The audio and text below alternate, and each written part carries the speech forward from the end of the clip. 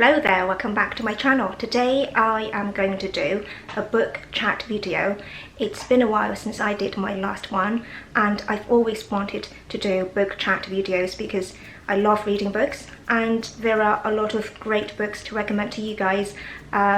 So I thought, why not? Just keep on doing book chat videos. Originally, I was planning to review 4 books in today's video, and then I realized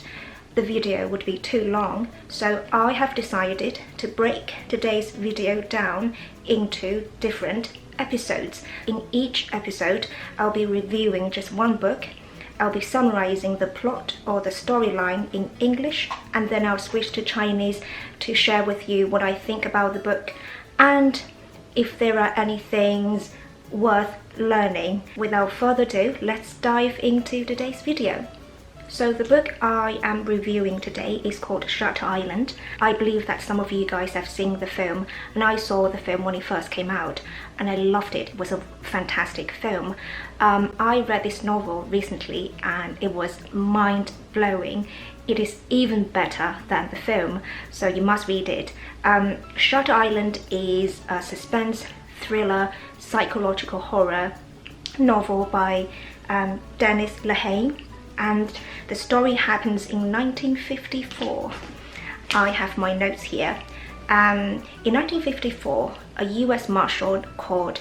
Teddy Daniels and his partner go to an island called Shutter Island, where there is a mental hospital for the so-called criminally insane. Patients here suffer from severe mental health problems and they can be very dangerous. Teddy and his partner are here to investigate a case of a missing patient called Rachel Solando, and this woman just miraculously disappeared from her room. Although her cell was locked and under constant supervision, among the few things she left in her room, there is a piece of paper with a code on it, and according to Teddy, the code points to a 67th patient on this island. However, the hospital's record only shows that there are 66 patients on this island. So where is the 67th patient? As the investigation goes on, Teddy realizes that this hospital is much more mysterious than it appears, and it seems to have a lot of dark secrets. What is more terrifying is that Teddy realizes that he's trapped on this island and he seems to have crossed the point of no return. 亲爱的小伙伴们，今天这本书你必须要读，我真的太喜欢了。大家就是如果了解我的话，都知道我个人特别喜欢读一些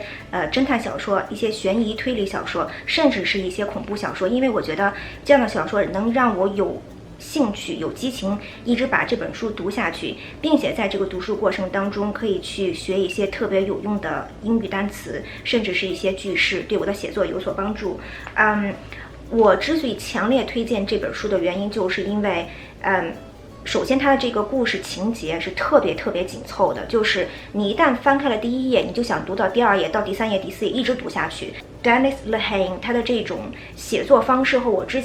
我个人最喜欢的这个 Agatha Christie 的写作方式完全不一样，就是它更有这种画面感，你知道这种视觉冲击感，就是你在读文字的时候，你能马上在脑子里脑补一些非常你知道有点恐怖，然后有点那种悬疑，那点让你有点浑身颤抖的那种画面。比方说就是我当年在看这个 Shutter Island 紧闭岛那部电影的时候，里面有一个经典的画面。我在读这本小说的时候呢，已经有很多年没有再看那个电影了，所以有很多场景我已经忘了，但是当我读到那个片段的时候，整个那个电影的场景画面突然又从我的脑子里冒了出来，然后这个片段是这个样子的。One of the gardeners, a middle-aged woman with wispy wheat hair gone almost bald on top, stared at Teddy as he passed, and then raised a single finger on her lips. Teddy noticed a dark red scar, thick as licorice, that ran across her throat. She smiled, finger still held to her lips, and then shook her head very slowly at him. 就我在读这个片段的时候，你知道我的脑子里就蹦出了那个很诡异、很可怕女人的画面，然后她的这个脖子这儿有一个很大的红色的疤痕，然后这个女的就是这样子，就和这个电影画面基本就是一致的，你知道吗？我就觉得哇，这个画面感太强了。那这本书还有一个好处就是你在读的过程当中可以学到一些非常非常有用的、比较专业性去描绘的一些词汇和表达。比方说刚才我在做这个故事梗概介绍的时候说了这么一个词组叫做 criminally insane， 就是这种有暴力倾向、有犯罪倾向、已经犯过罪的这些精神病人。再比方说就是在这本书当中Teddy 听到传言，就是这个精神病院他们使用一些非常的过激疗法去治疗这些病人。那么这个过激疗法英文就叫做 radical approaches。那么这种表达方式其实是可以很好的用在我们这个现代英语交流当中。比方说我们之前听到就是好像国内有一种那种电击疗法，那种治疗网瘾学校，那么那种学校用的就是所谓的 radical approaches。然后再比方说就是某一个场景下，然后这个主治医生叫 Dr. Corley， 然后跟这个 Teddy 说你在妨碍司法 You are obstructing justice， 用了这么一个词组，就是很多很多表达我认为都是可以非常好的去帮助我们去学英语的。那我喜欢这本书的另外一点就是这本书的对人物的这种表情细微心理的变化是非常非常细致和微妙。我举个例子，比方说就是在这个小说的开头，就是这个 Teddy 和他的这个搭档去见这个主治医生叫做 Dr. Corley， 然后呢他用了这么一个句子来形容他，就是 He had an explosive smile, however bright and bulging with a confidence that lightened his irises。我看到这句话以后，我就立马能脑补出医生的这种感觉，就是你知道吗？一个很大大的微笑，然后就是那种充满自信。他用了这么一个词叫做 bulge。bulge 这个词本来是指突出、鼓起的意思，然后这个地方它来形容这个主治医生的这种所谓的自信，就是 bulging with a confidence。这本书当中充满了很多这样的去描述某些人细微表情、动作和心态的一些表达，我认为是非常非常有帮助的。对我来说，我喜欢这本书的另外一点就是它里面有很多一些简单的绘画，都是现代生活经常用的。比方说在这个 Teddy 偏头疼吃了药以后呢，他进入一个很可怕的这个梦境，他梦见了他最痛恨的那个人叫做 Andrew Lattice， 就是杀了他妻子和3个孩子的那个凶手。那么这个 Andrew Lattice 在这个梦境当中就这样子去跟他说话，这个句子是这样子，他说 Andrew Lattice leaned in and lit Teddy's cigarette， 然后他说 Hey, no hard feelings, right, buddy？这个 no hard feelings 在日常生活当中就表示咱们还是好，咱们还是兄弟，没有什么恩怨。这个表达特别特别有用。那么这本书就有这样非常实际的表达。我再举个例子，比方说就是这个 Teddy 做了噩梦醒来以后，他一直在叫他的这个老婆叫 Dolores， 一直在叫他的名字。然后这个主治医生 Dr. Corley 就说 Who's Dolores？ Teddy 就说 Oh, my wife, she's dead. I'm still coming to terms with it.I'm still coming to terms with it， 就是在英语表达当中有这么一个词组叫做 come to terms with something， 就是表示某一个人在试着去接受某一个事情和情况。这个表达是特别特别有用的。所以呢，在这本书当中有很多的词组表达，其实都是我们日常生活当中特别特别实用的一些东西。还有我非常非常喜欢这本书的就是它和这个电影的区别就在于关于就是这个 Teddy 和他的这个死去的妻子 Dolores 之间有很多这种纠缠细节关系的这种微妙的感觉，电影是描绘不出来的。